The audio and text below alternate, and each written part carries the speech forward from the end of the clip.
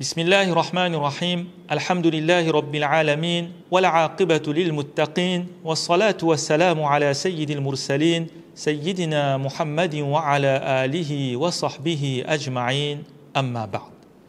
Chères mères et sœurs, chers frères, Assalamu alaikum wa rahmatullahi wa barakatuh.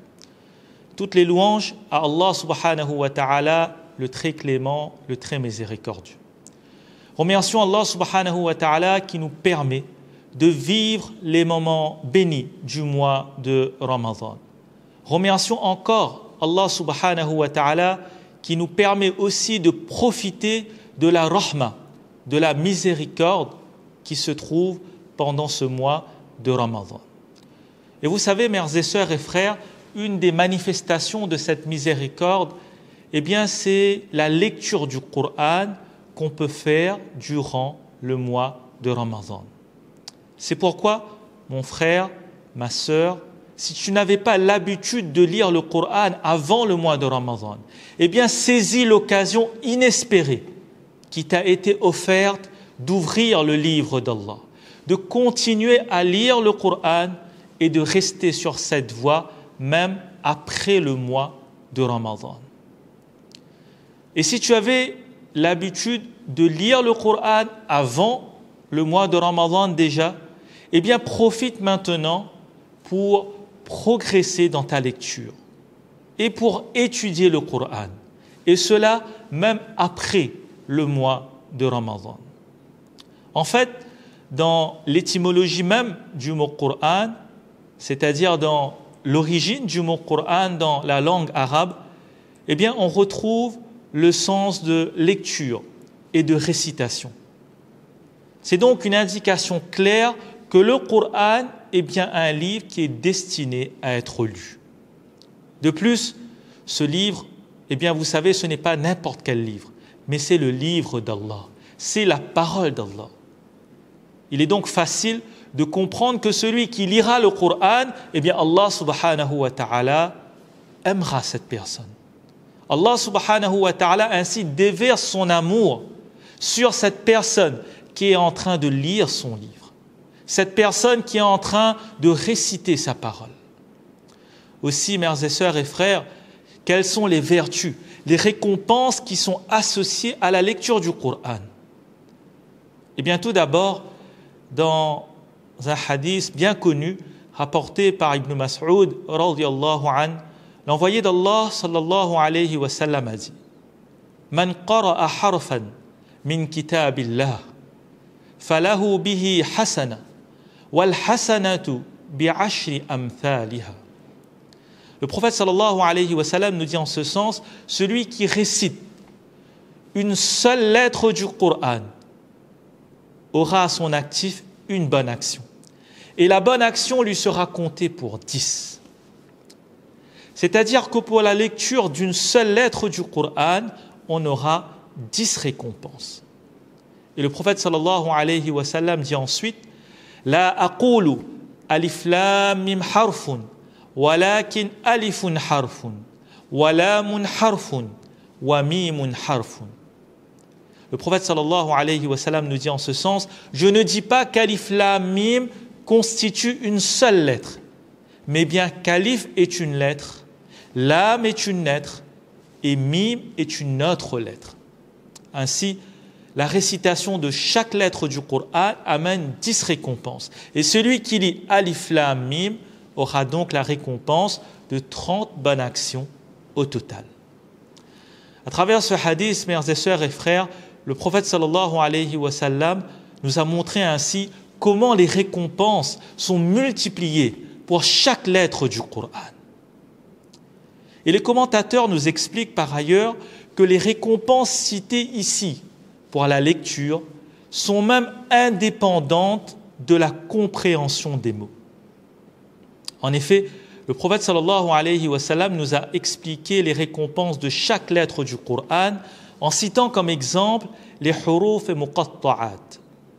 Et les huruf muqatta'at, vous savez, ce sont les lettres isolées que l'on retrouve au début de certaines sourates. Des lettres que l'on retrouve au début de certaines sourates et qui se lisent d'ailleurs de façon séparée, comme Alif Lam Mim justement, ou encore Alif Lam Ra, Sad, Hamim, Noun, etc. Or, ces mots sont lus sans même en comprendre le sens. Et le hadith nous a montré qu'on obtient 10 récompenses en lisant chacune de ces lettres. Donc nous voyons bien que les récompenses liées à la lecture du Coran qui ont été citées dans ce hadith ne dépendent pas de la compréhension des mots. Et en plus, mes sœurs et frères, lorsqu'on va lire le Coran durant le mois de Ramadan, eh bien le mérite de notre lecture sera amplifié. C'est pourquoi lire le Coran pendant le mois de Ramadan est un moyen extraordinaire de remplir notre compte de bonnes actions.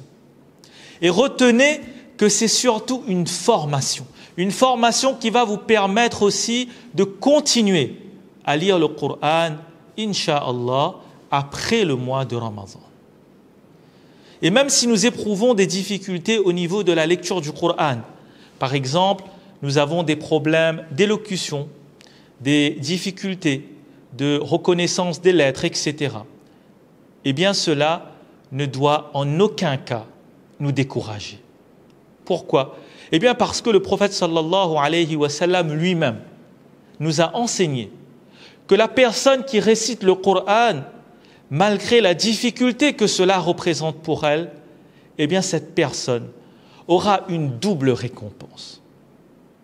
En fait, le prophète sallallahu alayhi wa sallam nous dit dans un hadith « Alladhi yaqra'u al-Qur'an wa huwa mahirun bihi ma'a as-safarati al-kiram al-barara » Celui qui lit le Coran, nous dit le prophète sallallahu alayhi wa sallam, et qu'il en est expert, c'est-à-dire qu'il est expert dans la lecture du Coran, alors il sera avec les nobles anges messagers obéissants.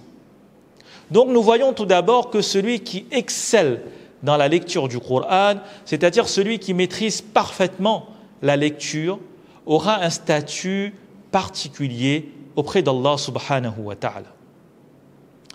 Et ensuite, le prophète sallallahu alayhi wa sallam nous explique « Walladhi yaqra'u al-Qur'an wa yatata'u fihi wa huwa alayhi shaqqun lahu ajran » Et celui qui lit alors qu'il a des difficultés et qu'il hésite, eh bien le prophète sallallahu alayhi wa sallam nous dit « Il aura une double récompense. » Ainsi, mon frère, ma sœur, même si tu rencontres des difficultés pour lire, eh bien, n'abandonne pas.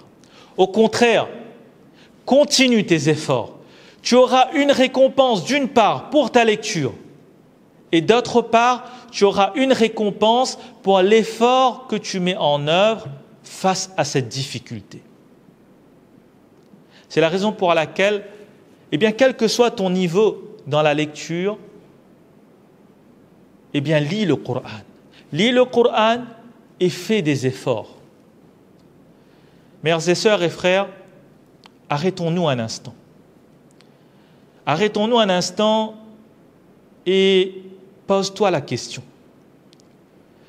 Est-ce que tu ne passes pas au moins 5 minutes entre chaque salat avec ton téléphone, c'est-à-dire 25 minutes au moins par jour? Eh bien, si on prenait ces 5 minutes avant chaque salat ou après chaque salat pour se connecter cette fois-ci avec Allah subhanahu wa ta'ala à travers le Coran, pour réciter la parole d'Allah subhanahu wa ta'ala, qui est la meilleure des paroles, eh bien, en 25 minutes, justement, dans la journée, on pourrait facilement terminer la lecture d'un juz, la récitation d'un sipara par jour. C'est pourquoi, mères et sœurs et frères, profitons de ces instants précieux du mois de Ramadan qu'il nous reste. Profitons de ces instants qu'il nous reste pour lire le Coran, pour étudier le livre d'Allah subhanahu wa ta'ala. et pour prendre de bonnes résolutions, de façon à continuer à lire, à étudier le Coran après le mois de Ramadan.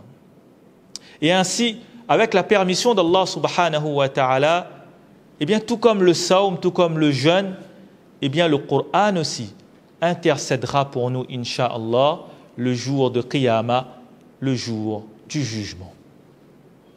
En effet, dans un hadith rapporté par Abdullah ibn Umar, radiyallahu anhu, le prophète sallallahu alayhi wa sallam nous a dit: As-siyam wal-Qur'an yashfa'ani lil-'abdi yawm al-qiyamah. Les jeûnes et le Coran intercéderont pour le serviteur le jour du jugement. Le prophète sallallahu alayhi wa sallam nous dit à la suite: Yaqulu as-siyam Rabbi inni mana'tuhu at-ta'am wash-shahawat bin-nahar fashaffi'ni fi. Le jeune dira: Ô mon Seigneur, je l'ai privé de nourriture et de l'assouvissement de ses désirs pendant la journée. Accepte donc mon intercession en sa faveur. Wa yaqulu al-Qur'an mana'tuhu an-nawma bil-layl fashaffi'ni fi. Et le Coran ajoutera, nous dit le prophète sallallahu alayhi wa sallam: je l'ai privé de sommeil la nuit, accepte aussi mon intercession en sa faveur. Qal fayushaffa'an. Le prophète Mohammed sallallahu alayhi wa sallam affirme ensuite que leurs intercessions seront agréées, acceptées.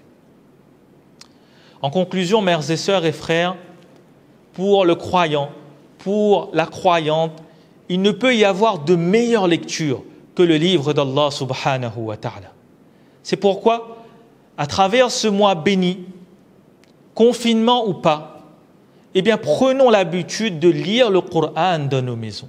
Prenons l'habitude de lire le livre d'Allah subhanahu wa ta'ala dans nos maisons. D'une part, la lecture du Coran va faire descendre la rahma, la miséricorde d'Allah subhanahu wa ta'ala, et va amener la tranquillité, incha'Allah. D'autre part, la lecture du Coran va amener la baraka, la bénédiction, et va nous protéger, incha'Allah. Enfin, la lecture du Coran est un excellent moyen pour obtenir la proximité avec Allah subhanahu wa ta'ala. Qu'Allah subhanahu wa ta'ala nous donne l'envie et le tawfiq de lire et d'étudier le Coran toute notre vie. Qu'Allah subhanahu wa ta'ala nous permet aussi de méditer sur la parole d'Allah, de comprendre le Coran afin de le mettre en pratique. Amin ya Rabbal Alamin. Je vous remercie pour votre attention. Barakallahu fikum.